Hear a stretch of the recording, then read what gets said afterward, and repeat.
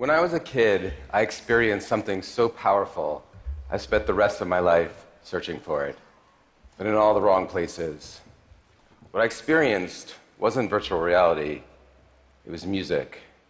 And this is where the story begins.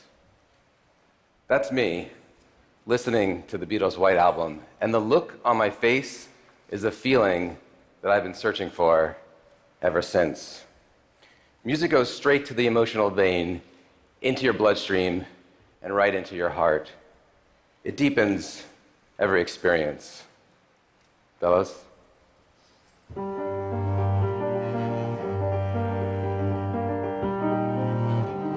This is the amazing Mackenzie Stubbard and Joshua Roman. Music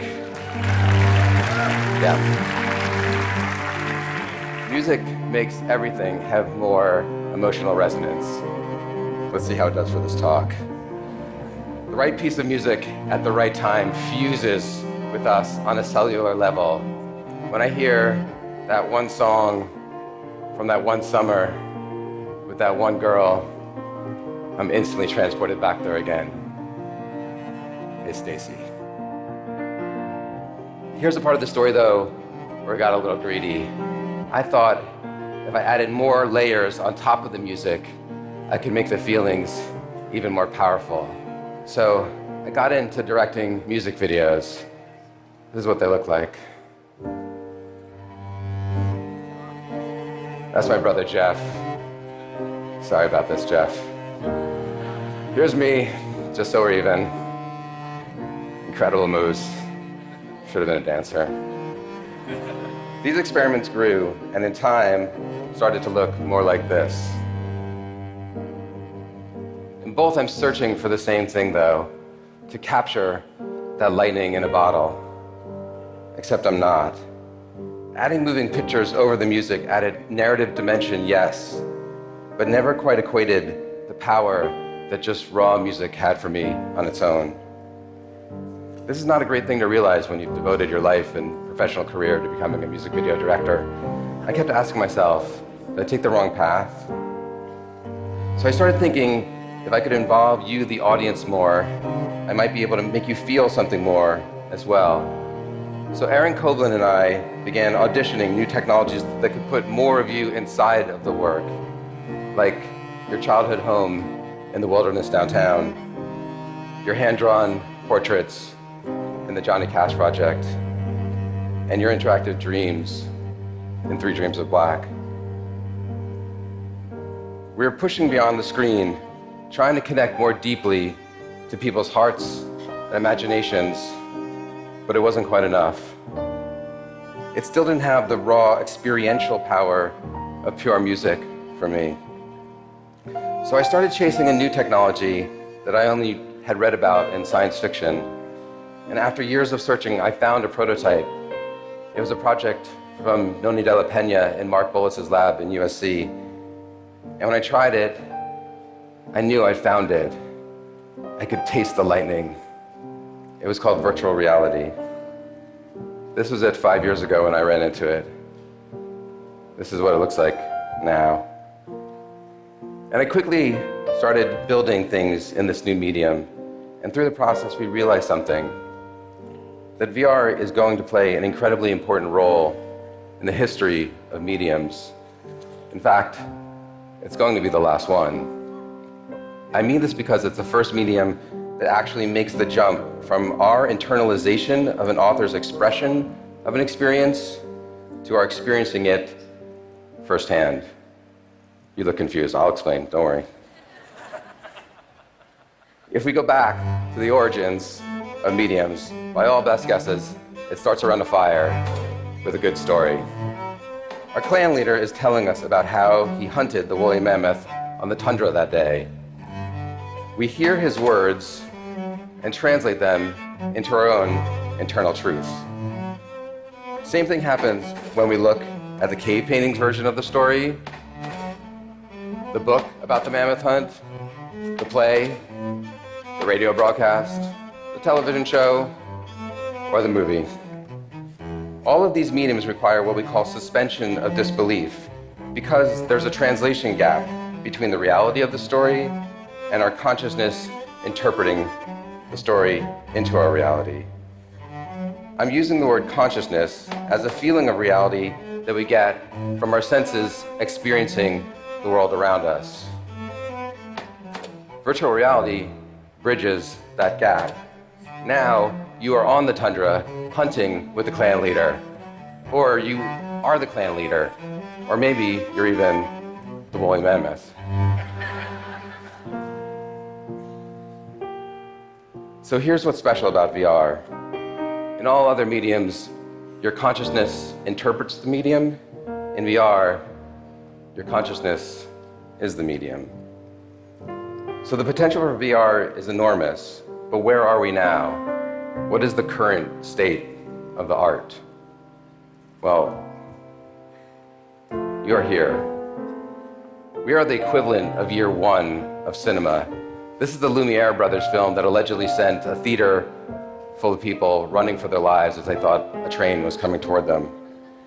Similar to this early stage of this medium, in VR, we also have to move past the spectacle and into the storytelling. It took this medium decades to figure out its preferred language of storytelling in the form of a feature film. In VR, today, we're more learning grammar than writing language. We've made 15 films in the last year at our VR company, Verse, and we've learned a few things. We found that we have a unique direct path into your senses, your emotions, even your body. So let me show you some things. And for the purpose of this demo, we're going to take every direction that you could possibly look and stretch it into this giant rectangle. Okay, here we go. So first, camera movement is tricky in VR. Done wrong, it can actually make you sick. We found if you move the camera in a constant speed in a straight line, you can actually get away with it though. So the first day in film school, they told me that you have to learn every single rule before you can break one. We have not learned every single rule. We barely learned many at all, but we're already trying to break them to see what kind of creative things we can accomplish.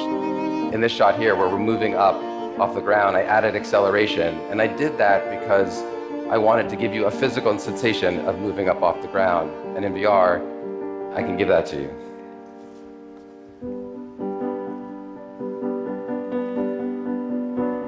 So, not surprisingly, music matters a lot in this medium as well. It guides us how to feel.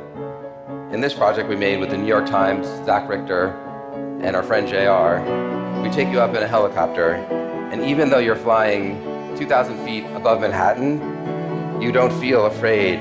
You feel triumphant for JR's character. The music guides you there.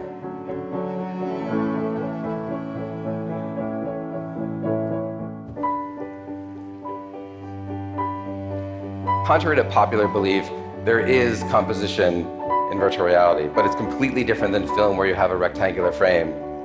Composition is now where your consciousness exists and how the world moves around you. In this film, Waves of Grace, which was a collaboration between Verse, the United Nations, Gabo Aurora, and Emran Ismail, we also see the changing role of the close-up in virtual reality. A close-up in VR means you're actually close up to someone. It brings that character inside of your personal space, a space that we usually reserve for the people that we love. And you feel an emotional closeness to the character because of what you feel to be a physical closeness.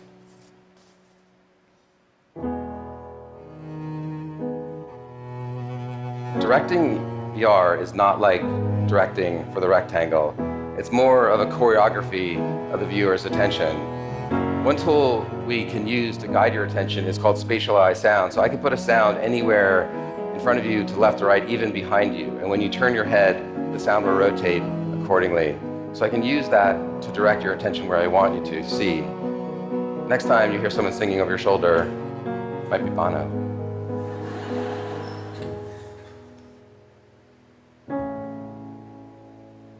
VR makes us feel like we are part of something. For most of human history, we lived in small family units. We started in caves, then moved to clans and tribes and villages and towns, and now we're all global citizens. But I believe that we are still hardwired to care the most about the things that are local to us. And VR makes anywhere and anyone feel local. That's why it works as an empathy machine. Our film Clouds Over Seizure takes you to a Syrian refugee camp, and instead of it watching a story about people over there, it's now a story about us here. Where do we go from here? The tricky thing is that all previous mediums, the format is fixed at its birth. Film has been a sequence of rectangles from Muybridge and his horses to now. The format has never changed. But VR, as a format, as a medium, isn't complete yet. It's not using physical celluloid or paper or TV signals. It actually employs what we use to make sense of the world. We're using your senses as the paints on the canvas, but only two right now. Eventually, we conceivably will have all of our human senses employed, and we'll have agency to live the story in any path we choose. And we call it virtual reality right now, but what happens when we move past simulated realities? What do we call it then? What if instead of verbally telling you about a dream, I could let you live inside that dream? What if instead of just visiting some reality on Earth, you could surf gravitational waves on the edge of a black hole, or create galaxies from scratch, or communicate with each other not using words, but using our raw thoughts? That's not a virtual reality anymore. And honestly, I don't know what that's called, but I hope you see where we're going. But here I am intellectualizing a medium I'm saying is experiential, so let's experience it. In your hands, you hopefully hold a piece of cardboard, and let's open the flap and tap on the power button to unlock the phone. And for the people watching at home, we are going to put up a card right now to show you how to download this experience on your phone yourself, and even get a Google Cardboard of your own to try it with. We played in cardboard boxes as kids, and as adults, I'm hoping we can all find a little bit of that lightning by sticking our head in one again. So, you're about to participate in the largest collective VR viewing in history. And in that classic old-timey style of yesteryear, we're all gonna watch something at the exact same time together. Let's hope it works. What's the countdown look like? I can't see.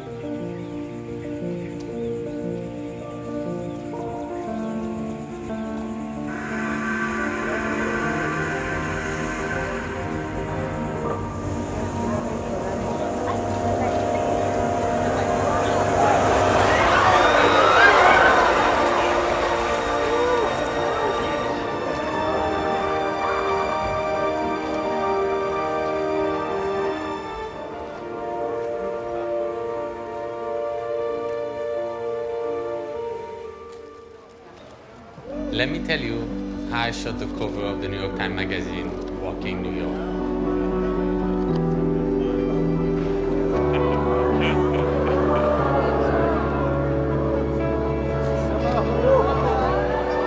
I just got strapped on outside the helicopter, and I had to be perfectly vertical so I could grab it. And when I was perfectly above, with the wind, we had to redo it a few times, then I keep shooting.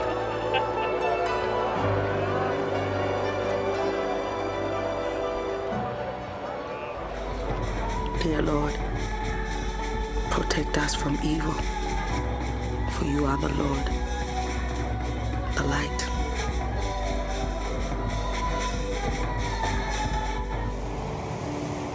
You who gave us life took it away.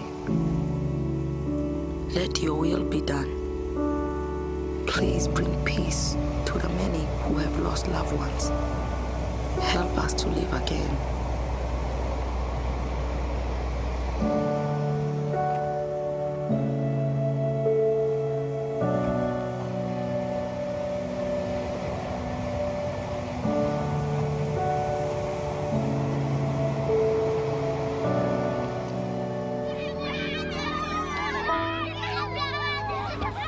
I remember this. There are more kids in Zatari than adults right now.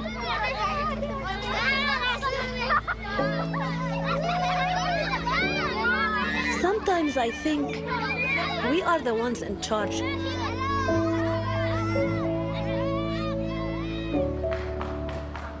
How was it?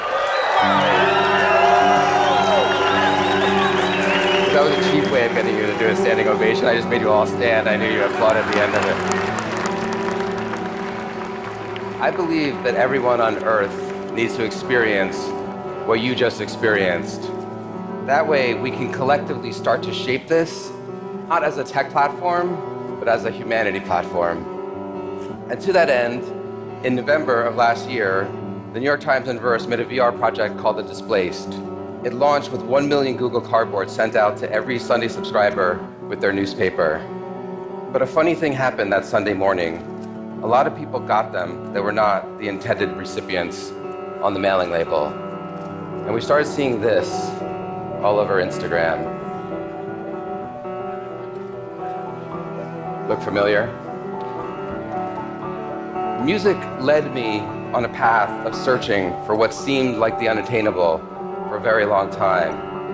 Now, millions of kids just had the same formative experience in their childhood that I had in mine. Only I think this one surpasses it. Let's see where this leads them. Thank you.